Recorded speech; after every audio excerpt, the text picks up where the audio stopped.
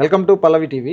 అంతా ఊహించినట్లుగానే ఐపీఎల్ 2025కి సంబంధించి మెగా వేలం అయితే చాలా హోరాహోరీగా హోరుగా జోరుగా సాగుతుందని చెప్పుకోవచ్చు. ఇక ఆటగాళ్ళు అయితే కోట్లు కొల్లగొడుతున్నారని చెప్పుకోవచ్చు. ఇక ఐపీఎల్ చరిత్రలోనే Rishabh Pant team India player, wicket keeper cum batter Rishabh Pant అయితే ఐపీఎల్ చరిత్రలోనే అత్యధిక ధర పలికి ఔరా అనిపించారు. దాదాపు 27 కోట్లకి లక్నో సూపర్ జైంట్స్ రిషబ్ పంత్ని అయితే కైవసం చేసుకుంది. ఇక ఆ తర్వాత శ్రేయస్ అయ్యర్, మొన్నటి వరకు కోల్కతా నైట్ రైడర్స్ సారథిగా వ్యవహరించిన శ్రేయస్ అయ్యర్ను 26.75 కోట్లకి పంజాబ్ సూపర్ కింగ్స్ కైవసం చేసుకుంది. ఇక ఆ తర్వాత వెంకటేష్ అయ్యర్, కోల్కతాకి చెందిన మరో ఆటగాడు వెంకటేష్ అయ్యర్ను కూడా 23.75 కోట్లకి కైవసం చేసుకుందని చెప్పుకోవచ్చు. ఇక కోల్కతా ఒక్కసారి మనం క్లియర్గా చూద్దాము డీటెయిల్స్లో, కంప్లీట్ డీటెయిల్స్ అయితే ఒకసారి చూద్దాము. ఇక ఈ ఐపీఎల్ అయితే ఈ ఐపీఎల్ మెగా వేలానికి సంబంధించి అయితే రికార్డులు బద్దలయ్యాయని చెప్పుకోవచ్చు. ఇక ఐపీఎల్ హిస్టరీలోనే అత్యధిక ధర రిషబ్ పంత్ పలకగా, ఆ తర్వాత శ్రేయస్ అయ్యర్, ఆ తర్వాత మూడో అత్యధిక ధర పలికిన ఆటగాడిగా వెంకటేష్ అయ్యర్ అయితే నిలిచారు. ఇక ఈ ముగ్గురు ఆటగాళ్ళు కూడా ఐపీఎల్ చరిత్రలోనే అత్యధిక ధర పలికిన ఆటగాళ్ళుగా కూడా నిలిచారు. ఇక జడ్డా వేదికగా, సౌదీ అరేబియాలోని జడ్డా వేదికగా ఈ ఐపీఎల్ వేలం అయితే కొనసాగుతూనే ఉంది. 2 రోజుల పాటు, ఆదివారం అలాగే సోమవారం 2 రోజుల పాటు ఈ వేలం అయితే కొనసాగుతుంది. ఇక ఒకసారి మనం చూద్దాం తొలి సెట్ వేలం వివరాలు. ఫస్ట్ ప్రధానంగా మనం తీసుకుంటే రిషబ్ పంత్ని యాక్చువల్గా ఢిల్లీ ఆర్టీఎం కార్డు ఉపయోగించి మళ్ళీ ఢిల్లీ దక్కించుకోవాలని చూసింది. ఈ క్రమంలో మధ్యలో సన్ రైజర్స్ హైదరాబాద్కి సంబంధించి కావ్య మారన్ కూడా రిషబ్ పంత్ను దక్కించుకునేందుకు మధ్యలో బిడ్లోకి వచ్చారు. బట్ ఒకనొక టైంలో ఆమె వెనక్కి తగ్గింది. ఆ తర్వాత లక్నో సూపర్ జైంట్స్ అమాంతంగా పెంచేసింది. అలా చివరికి 27 కోట్ల వద్ద రిషబ్ పంత్ వేలం అయితే ముగిసింది. 27 కోట్ల రూపాయలకు లక్నో సూపర్ జైంట్స్ రిషబ్ పంత్ని అయితే కైవసం చేసుకుందని చెప్పుకోవచ్చు. ఇక శ్రేయస్ అయ్యర్ ప్రస్తుతానికి మనం చూసుకుంటే పంజాబ్ దగ్గర దాదాపు 110 కోట్ల రూపాయల పర్స్ వాల్యూ అయితే ఉంది. సో 110 కోట్ల రూపాయలు ఉన్నాయి. కేవలం 2 ఆటగాళ్ళని మాత్రమే వాళ్ళు రిటెన్షన్ చేసుకున్నారు కాబట్టి వాళ్ళ దగ్గర భారీగా పర్స్ మనీ ఉంది. అలాగే ఆటగాళ్ళను కూడా ఎక్కువ ఆటగాళ్ళని తీసుకోవడానికి వీలుంది కాబట్టి శ్రేయస్ అయ్యర్ కోసం 26.75 కోట్లు, అంటే రిషబ్ పంత్ కంటే ముందే వేలంలోకి వచ్చిన శ్రేయస్ అయ్యర్ ఐపీఎల్లో అత్యధిక ధర పలికి ఒక రికార్డ్ అయితే క్రియేట్ చేశాడు. ఆ కొద్ది నిమిషాలకే పంత్ శ్రేయస్ అయ్యర్ని అయితే దాటేసి సరికొత్త రికార్డుని అయితే నమోదు చేశాడని చెప్పుకోవచ్చు. ఇక అందరికంటే ముందు కూడా వేలంలోకి వచ్చిన ఆటగాడు టీమిండియా పేసర్ హర్షదీప్ సింగ్ అయితే వేలంలోకి వచ్చాడు. వచ్చిన స్టార్టింగే Punjab super Kings RTM card ద్వారా, అంటే రైట్ టు మ్యాచ్ కార్డు ద్వారా మళ్ళీ పంజాబ్ కింగ్సే అతని 18 కోట్లు పెట్టి అయితే సొంతం చేసుకుంది. ఇక హర్షదీప్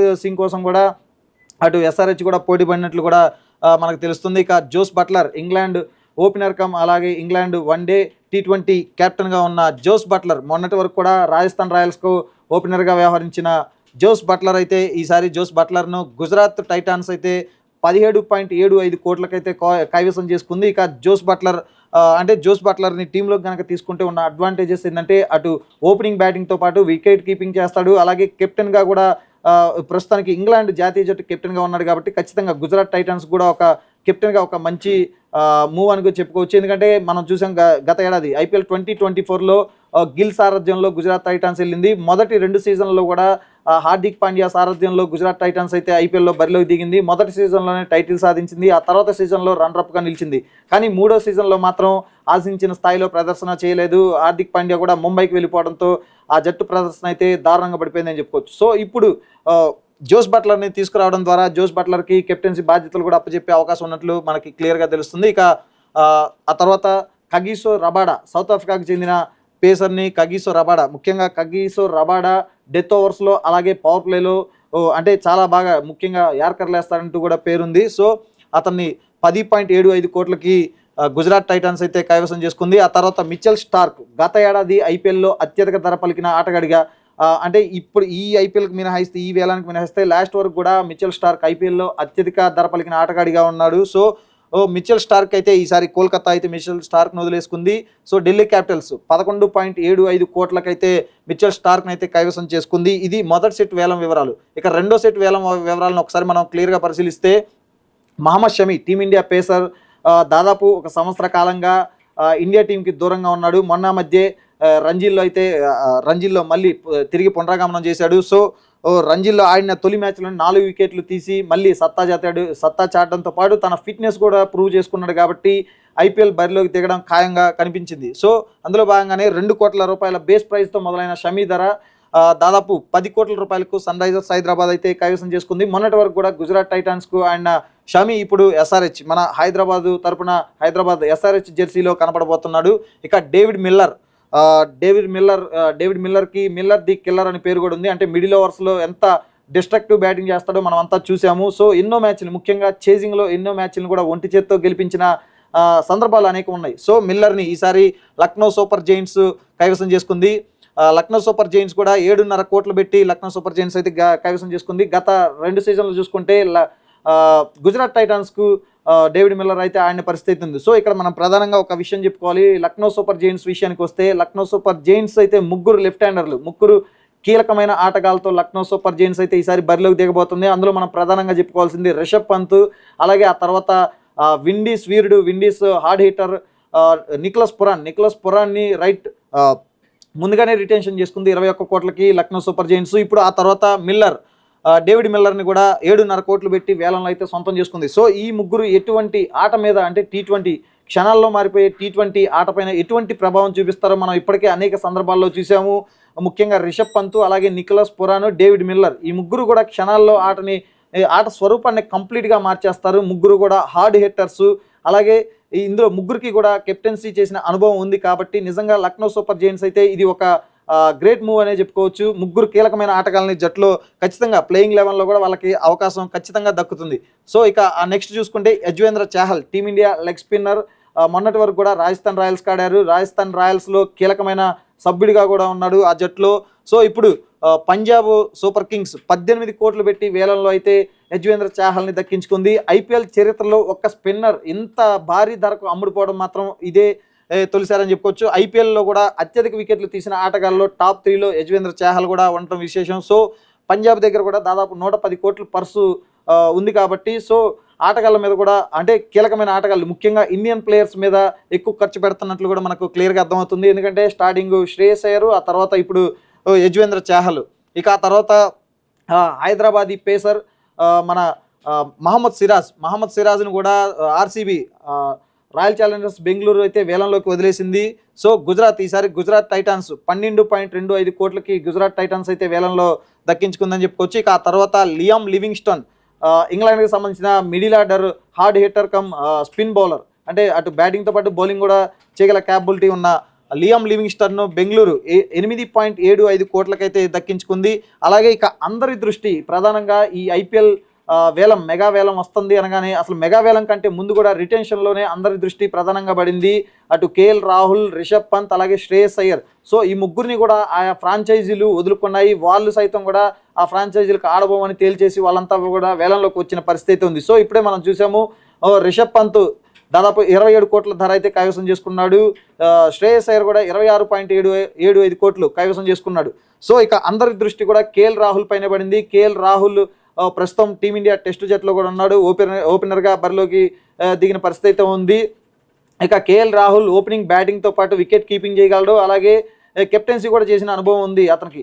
లక్నో సూపర్ జైంట్స్కి కెప్టెన్గా వ్యవహరించాడు. అంతకుముందు పంజాబ్ సూపర్ కింగ్స్కి కూడా కెప్టెన్గా చేసిన అనుభవం ఉంది. కాబట్టి ఈసారి కేఎల్ రాహుల్ని ఢిల్లీ క్యాపిటల్స్ అయితే అతన్ని జట్టులోకి తమ టీంలోకి యాజమాన్యం తీసుకుందని చెప్పుకోవచ్చు.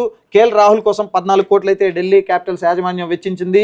సో అంటే జనరల్గా కేఎల్ రాహుల్ కూడా 20 కోట్ల పైనే పలుకుతాడు అని చెప్పి కూడా అంతా భావించారు. కానీ కేవలం 14 కోట్ల రూపాయలకి, అంటే మిగతా వాళ్ళందరితో ఉన్న పోటీతో పెట్టి చూస్తే కేఎల్ రాహుల్ కేవలం 14 కోట్ల రూపాయలకే ఢిల్లీ క్యాపిటల్స్ అయితే కైవసం చేసుకుంది. ఇక కేఎల్ రాహుల్కి ఢిల్లీ క్యాపిటల్స్ పగ్గాలు కూడా అప్పచెప్పే అవకాశం ఉన్నట్లు కూడా క్లియర్గా తెలుస్తుంది. ఎందుకంటే ఇప్పటికే రిషబ్ పంత్ను వదులుకుంది. ఆ తర్వాత శ్రేయస్ అయ్యర్ను కూడా అంటే యాజమాన్యం తీసుకుంటుందని అంతా భావించారు. బట్ ఢిల్లీ క్యాపిటల్స్ యాజమాన్యం అయితే శ్రేయస్ అయ్యర్ను కూడా వదిలేసింది. ఇక ఆ తర్వాత మనం క్లియర్గా చూస్తే ఐపీఎల్లో మరో ఒక సెన్సేషన్ అని చెప్పుకోవచ్చు. టీమిండియా ఆల్రౌండర్ వెంకటేష్ అయ్యర్ అరంగేట్రమే ఒక సెన్సేషన్తో జరిగింది. సో ఇప్పుడు మరోసారి తాజాగా ఈ మెగా ఐపీఎల్ వేలంలో మాత్రం ఒక పెద్ద సెన్సేషన్ అనే చెప్పుకోవచ్చు. 23.75 కోట్ల ధరకు అమ్ముడుపోయి అందరినీ ఆశ్చర్యపరిచాడనే చెప్పుకోవచ్చు. ఇప్పటివరకు అతను కోల్కతా నైట్ రైడర్స్కు ఆడుతూ వస్తున్నాడు. సో మరొకసారి కోల్కతా నైట్ రైడర్స్ అంటే తన్ని రిటెన్షన్లో అంటిపెట్టుకోలేదు. సో వేలంలోకి వదిలేసింది. ఆ తర్వాత వేలంలో కూడా మరొకసారి కోల్కతా నైట్ రైడర్సే అతని కోసం అయితే భారీగా వెచ్చించిందని చెప్పుకోవచ్చు. ఇక వెంకటేష్ అయ్యర్ కోసం ఆర్సీబీ అలాగే కోల్కతా మొదటి నుంచి కూడా పోటీ పడుతూ వచ్చాయి. 2 కోట్ల రూపాయల బేస్ ప్రైస్తో మొదలైన వెంకటేష్ అయ్యర్ ప్రైజ్ అమాంతం పెరిగి 23.75 కోట్లకు చేరుకుంది. వెంకటేష్ అయ్యర్తో ఉన్న అడ్వాంటేజ్ ఏంటంటే అతను ఓపెనింగ్ బ్యాటింగ్ చేయగలడు, మిడిల్ ఆర్డర్ బ్యాటింగ్ చేయగలడు, అలాగే హార్డ్ హీటింగ్ చేయగలడు. అంటే సమయానికి తగ్గట్లు అక్కడ సిచ్యువేషన్ తగ్గట్లు ఆడగల క్యాపబిలిటీ వెంకటేష్ అయ్యర్కు ఉంది. అనేక సందర్భాల్లో మనం చూసాం, ఒంటి చేత్తో కోల్కతా నైట్ రైడర్స్ని గెలిపించిన సందర్భాలు కూడా చూసాం. అలాగే ఇక పరిస్థితులకు తగ్గట్లు తను స్లో మీడియం పేస్తో కూడా రాణించిన సందర్భాలు ఉన్నాయి. కాబట్టి ఖచ్చితంగా అది ఒక advantage. So Kolkata night riders మరొకసారి తమ ప్లేయర్ని అయితే కోల్కతా నైట్ రైడర్సే కైవసం చేసుకుందని చెప్పుకోవచ్చు. ఇక అందరి దృష్టి ప్రధానంగా మనం ఇందాక చెప్పుకున్నాం, యజ్వేంద్ర చాహల్ తర్వాత team India senior spinner Ravichandran Ashwin మీద కూడా అందరి దృష్టి పడింది. ఎందుకంటే రవిచంద్రన్ అశ్విన్ ఇప్పటికే టీమిండియా వన్డే T20 జట్లకి దూరం అయ్యాడు. కేవలం టెస్ట్ జట్లో మాత్రం ఉన్నాడు. ప్రస్తుతం మనం చూస్తున్నాం బోర్డర్ గవాస్కర్ ట్రోఫీలో కూడా ప్రస్తుతం అయితే మొదటి టెస్ట్లో అశ్విన్కి అయితే చోటు దక్కలేదు. కానీ ఖచ్చితంగా ఐపీఎల్లో ఆశించిన ధరే పలికాడు అని చెప్పుకోవచ్చు. ఎందుకంటే మొన్నటి వరకు రాజస్థాన్ రాయల్స్కు ప్రాతినిధ్యం వహించిన రవిచంద్రన్ అశ్విన్ ఈసారి ఒక విధంగా చెప్పాలంటే అతని దృష్టిలో ఇది ఒక జాక్పాట్ అనే చెప్పుకోవచ్చు. 9.75 కోట్లకి చెన్నై సూపర్ కింగ్స్ అయితే సొంతం చేసుకుంది. ఎందుకంటే రవిచంద్రన్ అశ్విన్ హోమ్ టౌన్ కూడా చెన్నై కాబట్టి తమిళనాడుకి చెందిన రవిచంద్రన్ అశ్విన్ని మళ్ళీ తమిళనాడుకి చెందిన సిఎస్కేనే జట్టు కైవసం చేసుకోవడం కూడా ఇక్కడ విశేషంగా మనం చెప్పుకోవచ్చు. ఇక న్యూజిలాండ్ ఆటగాడు గత ఏడాది మనం వరల్డ్ కప్ చూసాం. వరల్డ్ కప్లో అద్భుతంగా రాణించిన రచిన్ రవీంద్ర ఈసారి అంటే అందరు ఎక్స్పెక్టేషన్స్ అయితే ఖచ్చితంగా ఒక 10 కోట్లు 15 కోట్ల దాకా పలుకుతాడు అనుకున్నారు. ఎందుకంటే లెఫ్ట్ హ్యాండ్ ఓపెనింగ్ బ్యాటింగ్ అవసరం అయితే మిడిల్ ఆర్డర్లో బ్యాటింగ్తో పాటు అద్భుతమైన ఫీల్డింగ్ అలాగే స్పిన్ వేయగల సామర్థ్యం ఉన్న రచిన్ రవీంద్ర ఖచ్చితంగా భారీ ధరకు అమ్ముడుపోతారని అంతా భావించారు. కానీ కేవలం 4 కోట్లకు మాత్రమే అమ్ముడుపోయాడు. అయితే ఈ 4 కోట్లకు కూడా చెన్నై అయితే యాక్టింగ్, ఎందుకంటే గత ఏడాది చూసాం వన్డే వరల్డ్ కప్ తర్వాత చెన్నై అతన్ని తీసుకుంది. సో చెన్నై ఈసారి మరొకసారి కూడా చెన్నై కూడా అతన్ని 4 కోట్లకి ఆర్టీఎం కార్డు ఉపయోగించి ఈ రచిన్ రవీంద్రన్ అయితే సొంతం చేసుకుందని చెప్పుకోవచ్చు. ఇక Harshal Patel team India pacer medium pacer Harshal Patel కోసం కొంత పోటీ జరిగినప్పటికీ కూడా అతనికి అంటే చూసుకుంటే 6.75 కోట్లు మాత్రమే పలికిందని చెప్పుకోవచ్చు. అతన్ని 6.75 కోట్లకు సన్ రైజర్స్ హైదరాబాద్ అయితే దక్కించుకుంది. ఇక హర్షల్ పటేల్ కోసం అయితే గుజరాత్ టైటాన్స్ అలాగే పంజాబ్ కూడా పోటీ పడింది. బట్ పంజాబ్ అయితే ఆర్టీఎం కార్డు వాడింది 8 కోట్లకి. 8 కోట్లకు ఆర్టీఎం కార్డు వాడడంతో అంటే చివరి నిమిషంలో అంటే ఎస్ఆర్హెచ్ అయితే అతన్ని దక్కించుకోవాలని చూసినప్పటికీ చివరికి ఆర్టీఎం కార్డు వాడడంతో పంజాబ్ 8 కోట్లకు పంజాబ్ అయితే హర్షల్ పటేల్ని మరొకసారి రిటైన్ అంటే దీన్ని ఒక విధంగా ఆర్టీఎం అయినా కానీ మరొకసారి అంటే తమ జట్లోకి తెచ్చుకుందనే చెప్పుకోవచ్చు. ఇక గత ఐపీఎల్లో మనం చూసుకుంటే young sensation Aussie opener Jake Fraser మెగ్గర్కు అతను ఒక సెన్సేషన్, అతని అరంగేట్రమే ఒక సెన్సేషన్గా జరిగిందని చెప్పుకోవచ్చు. ఇక అందరి దృష్టి కూడా అతని పైన పడింది. అతను కూడా భారీ ధర పలుకుతాడు అని అంతా ఊహించారు. బట్ 2 కోట్ల ప్రారంభ ధరతో వేలంలోకి వచ్చాడు.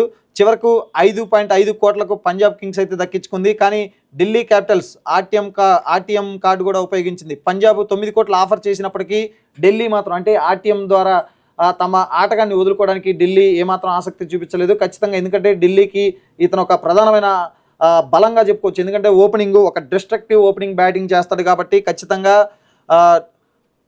ఢిల్లీ క్యాపిటల్స్ అయితే యాజమాన్యం అయితే అతన్ని వదులుకోలేదని చెప్పుకోవచ్చు. ఇక 75 లక్షలతో ప్రారంభ ధరతో వేలానికి వచ్చిన రాహుల్ త్రిపాఠి కోసం చెన్నై అయితే తొలి బిడ్డు దాఖలు చేసింది. అలాగే కోల్కతా కూడా తమ పాత ఆటగాడు, ఎందుకంటే ప్రస్తుతం అయితే ఎస్ఆర్హెచ్లో ఉన్నారు కానీ గతంలో కోల్కతా నైట్ రైడర్స్కి అయితే ఆయన సందర్భం మనం చూసాం. ఇక చివరకు 3.40 కోట్లకు రాహుల్ త్రిపాఠిని సిఎస్కే చెన్నై సూపర్ కింగ్స్ అయితే దక్కించుకుందని చెప్పుకోవచ్చు. ఇక న్యూజిలాండ్ ప్లేయర్ డెవన్ కాన్వాయ్ను 6.25 కోట్లకు చెన్నై సూపర్ కింగ్స్ తిరిగి సొంతం చేసుకుంది.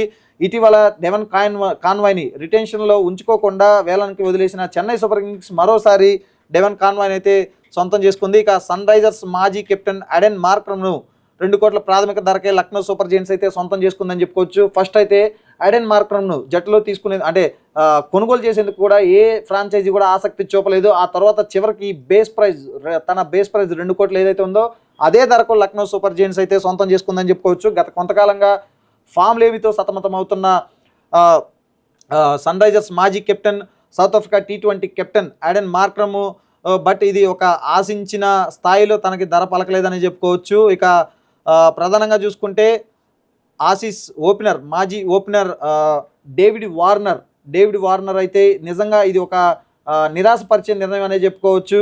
ఆసీస్కి ఒంటి చేత్తో ఎన్నో విజయాలు, ఎన్నో డిస్ట్రక్టివ్ బ్యాటింగ్తో అంటే తన దూకుడైన ఆట తీరుతో ఎన్నో విజయాలు అందించారు. ఆ తర్వాత ఎస్ఆర్హెచ్కి కూడా మనం చూసాము.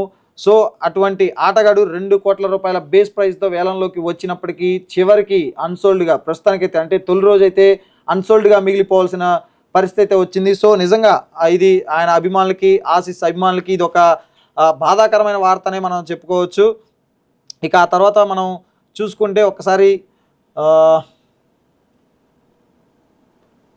ఇక దేవదత్ పడిక్కల్ని కూడా వేలంలోకి వచ్చాడు. అయితే దేవదత్ పడిక్కల్ని అయితే దక్కించుకోవడానికి ఏ ఫ్రాంచైజీ కూడా ఆసక్తి చూపినట్లు కూడా మనకి క్లియర్గా తెలుస్తుంది. ఎందుకంటే ఈ గతంలో మనం చూసాము అతను ఐపీఎల్ ఆడిన తొలి సీజన్లో దాదాపు 400కు పైగా పరుగులు చేశాడు. ఆ తర్వాత రాజస్థాన్ రాయల్స్కి ఆడడం, రాజస్థాన్ రాయల్స్లో కూడా ఆశించిన స్థాయిలో తన బ్యాటింగ్ సత్తా చాటకపోవడం నిజంగా ఇది ఒక నిరాశ అనే చెప్పుకోవచ్చు దేవదత్ పడిక్కల్కి. ఇప్పుడు ప్రస్తుతం బోర్డర్ గవాస్కర్ ట్రోఫీలో కూడా తొలి టెస్ట్లో ప్లేయింగ్ లెవెన్లో కూడా చోటు దక్కించుకున్న దేవదత్ పడిక్కల్ అయితే ఇప్పటివరకు అంటే తన స్థాయికి తగ్గ ప్రదర్శన చేయకపోవడంతో నిజంగా ఇది ఒక నిరాశ అనే చెప్పుకోవచ్చు. సో ఈ వేలంలో అయితే ప్రస్తుతానికైతే అతను అమ్ముడుపోని ఆటగాడిగా మిగిలిపోయాడు. ఇక ఇంగ్లాండ్ యువ బ్యాటర్ హ్యారీ బ్రూక్ వేలానికి వచ్చాడు. సో 2 కోట్ల ధరతో ప్రారంభమైంది. బ్రూక్ కోసం చెన్నై, పంజాబ్ కింగ్స్ అయితే ఆసక్తి పరిచాయి చివరకు. కానీ బ్రూక్ని అయితే 6.25 కోట్లకి ఢిల్లీ క్యాపిటల్స్ అయితే బ్రూక్ని అయితే సొంతం చేసుకుందని చెప్పుకోవచ్చు. ఇక మనం చూస్తూనే ఉన్నాం మొదటి నుంచి కూడా అందరి దృష్టి ప్రధానంగా రిషబ్ పంత్, అలాగే శ్రేయస్ అయ్యర్, కేఎల్ రాహుల్ వీరందరిపైనే పడింది. కాబట్టి అందరి అంచనాలకు తగ్గట్లుగానే ప్రధానంగా రిషబ్ పంత్ అలాగే శ్రేయస్ అయ్యర్ అందరి అంచనాలకు తగ్గట్లుగానే భారీ ధర పలికారు వేలంలో. ముఖ్యంగా రిషబ్ పంత్ అయితే అన్ని విధాలుగా టీంకి ఖచ్చితంగా సెట్ అవుతారు. అటు మిడిల్ ఆర్డర్లో హార్డ్ హిట్టింగ్ బ్యాటింగ్ కానీ, అలాగే కెప్టెన్గా కానీ, వికెట్ కీపర్గా. సో అది ఒక లక్నో సూపర్ జైంట్స్కి ఇది ఒక మంచి ఇదని చెప్పుకోవచ్చు. ఇక ఈ ఐపీఎల్ ఒక ప్రధాన అట్రాక్షన్ ఏంటంటే ఐపీఎల్ జనరల్గా వేలం అనేది ఎక్కడైనా జెంట్స్ నిర్వహిస్తుంటారు, పురుషులు. అయితే ఈసారి ఐపీఎల్ వేలం అనేది సౌదీ అరేబియా వేదికగా జరుగుతున్న జడ్డాలో జరుగుతున్న ఈ ఐపీఎల్ వేలాన్ని మరొకసారి ముంబైకి చెందిన మల్లికా సాగర్, ఆమె ఓ ఆర్ట్ కలెక్టర్గా ఉన్న ఆమె మరొకసారి వేలం నిర్వహించడం ఇక్కడ ప్రధానంగా విశేషంగా చెప్పుకోవచ్చు. ఆమె తొలుత 2021లో ప్రో కబడ్డీ లీగ్తో వేలం నిర్వహించి అక్కడ అందరి ప్రశంసలు, అందరి మన్ననలు కూడా ఆమె పొందారు. ఆ తర్వాత 2023 ఫిబ్రవరిలో మహిళా premier league, women premier league దానికి సంబంధించి కూడా ఆమె వేలం నిర్వహించారు. ఇక ఆ తర్వాత క్రికెట్కి సంబంధించి వేలం నిర్వహించడం ఆమెకు అప్పుడే తొలిసారి 2023 ఉమెన్స్ ఐపీఎల్. ఇక ఆ తర్వాత అదే ఏడాది చివరిలో దుబాయ్ వేదికగా ఐపీఎల్ వేలం నిర్వహించారు. ఐపీఎల్ వేలం చరిత్రలోనే వేలం నిర్వహించిన తొలి మహిళ,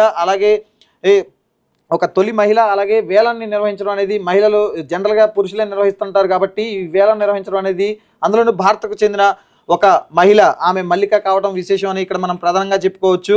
ఇక ఒకసారి మనం చూస్తే ఈ తొలి రోజు అయితే ఆసక్తికరంగా చాలా హోరాహోరీగా ఐపీఎల్ వేలం సాగిందనే చెప్పుకోవచ్చు.